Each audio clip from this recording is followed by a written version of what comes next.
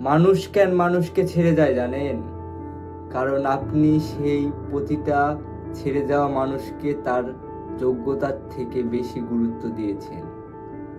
জানেন তো, আগাছাকে যত্ন করলে সে একদিন গাছের মাথায় উঠে যায়।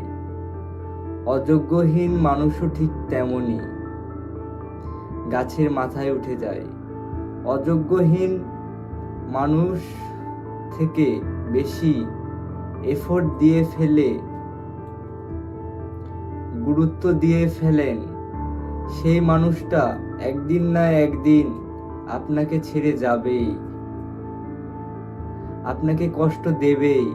তাই বলি কি, যোগ্যতা দেখে মানুষকে সম্মান আর গুরুত্ব দিন, তাহলে সেই মানুষটা আপনাকে তার অযোগ্যতার ক্ষমতা দেখিয়ে কষ্ট দিতে পারবে না।